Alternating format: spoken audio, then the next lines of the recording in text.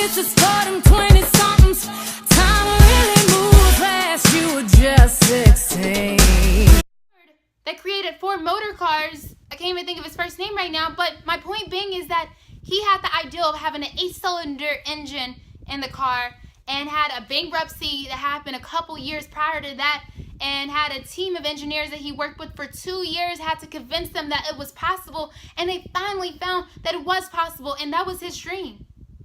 President Trump himself, as much as, our president is pretty crazy sometimes, he went through a few bankruptcies in order to make his dreams come true. Maybe he's not the best advice or person to bring up. Or maybe you've been doing your dream on the side and you've been waiting to hear the sign of letting go and to chase it. This is your sign. This is coming from a girl that grew up poor, that traveled from city to city, state to state, was born to a single parent teenage mother. My mama doing it. She opened her own nonprofit. So look, if I can do it, you can do it. I don't want to hear excuses because everyone in this world has excuses. But what we have to do at the end of the day is learn how we're going to overcome this challenge in order to get what we really want out of life. I mean, I was working 60 to 70 hours a week in my last job when I was working. Well, maybe not 60 to 70. That's a lot of hours. More like 40 to 60. I think that's a lot better.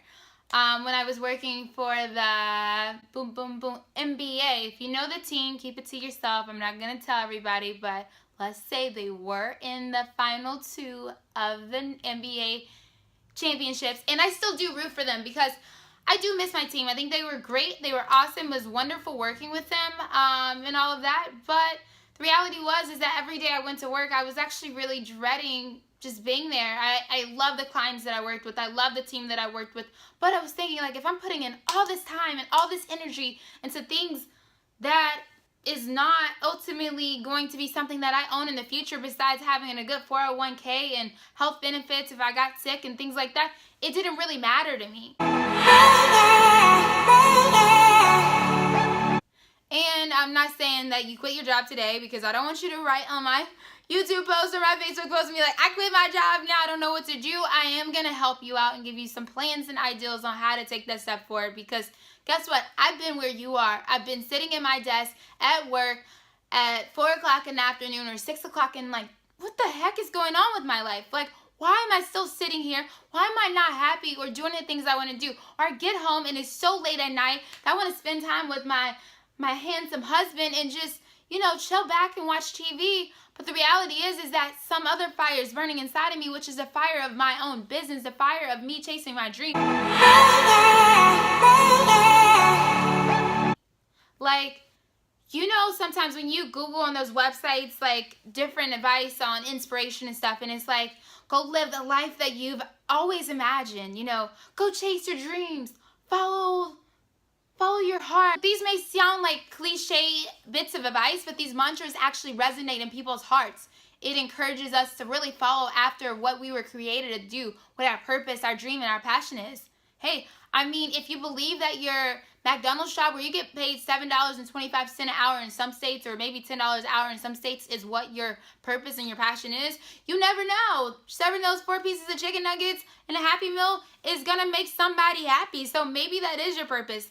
Not doubting or giving shame or throwing shade to the McDonald's person, but the reality is that if you really want to go out there and chase your dreams, you got to do it with all your heart. You have to choose either temporary doubt or a permanent distraction.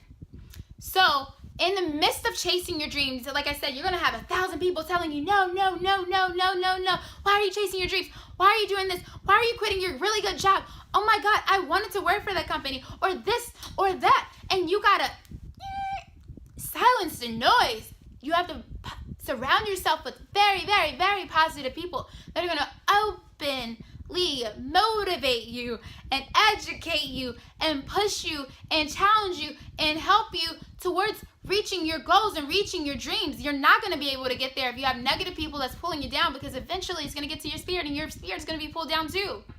Number 2 is that you have to have some type of plan. Volunteering at an organization of something like similar to what you want to do. Or if you think that you want to do acting on the side, do like I did. which was I started to, I was working my full-time job in the daytime, and then I signed up for classes, like acting classes at night. So then I started going to acting classes and just like creating a rhythm of going to classes. And from just going to classes, I started getting like audition opportunities. I found out other agents in the area. I told them I work full-time, but I can take off during lunch to go to audition or so. And they started to work with me, and we became a good team. So then I would go to auditions, and I started noticing I was actually booking some jobs. I mean, they were like $100-$200 here and there, but hey, money's money, and that was something I was passionate about. And that leads me to number 3, is that believe that whatever you are passionate about, you can make money from it. Let me do that again. Whatever you are passionate about, you can make money from it. Don't believe what people say. How are you going to make money from that? Who's going to pay for that type of service? Maybe you're the party thrower that come and enter the room and you announce everybody that comes through the door. Maybe you're the person that makes the best pies in your neighborhood and everybody buys your pies. Man, if they all like your pies, what makes you not think that other people might not want your pies? So then make it, open your pie business on the side, put more pies everywhere else, and when they start selling out, maybe that's your time to transition and open and chase your dreams. I'm talking so much. I apologize, guys. My throat got a little scratchy, but it's because I'm so passionate about this. I see so many talented people in the world, and I think come on, you can do this. Jim Carrey came from a family where he had to drop out of high school in order to make money, in order to help support his family, right? And he was doing the comedy thing on the side. And then one day he decided to go to LA. He had I think $50, very few dollars to the bank. And he came, and I'm not telling you to go and do what Jim Carrey does, but I'm just showing you his example that is possible and that people do it all the time. And it's all about your mindset. So when Jim Carrey came to LA, he didn't have that much money. He was living with a friend and trying to figure out how to get by. And he did something that is so important. That leads me to the next point of visualization. He started to visualize what he wanted. He said every day he would imagine these casting directors telling him that they're going to be bragging about him Jim Carrey's an amazing guy. He is awesome. I'm going to book him on my next project. Jim Carrey, way to go. Just start imagining yourself Carrie Bunans, way to go. I want to book you on my next film. You're going to be the next superhero in X-Men. This and that. Whatever your name is, just fill in a blank and start visualizing and hearing it. And getting into deep meditation where you are absorbing the material, you are hearing it, you are visualizing, your imagination goes to the next level. And see it, because it's so possible, And Jim Carrey started going to Mulholland Drive and started looking at different houses and different things that he really wanted. And he wrote himself a check for $10 million. I think it was $10 million. Yeah, I'm almost sure it was $10 million. He gave himself 3 years to make $10 million. And he was like, I'm going to do whatever I can. And not whatever he can like that, but it was whatever he can with his physical strength and power, but also with his mind. So his mindset was thinking it was possible, thinking it was true, thinking it was totally, absolutely possible.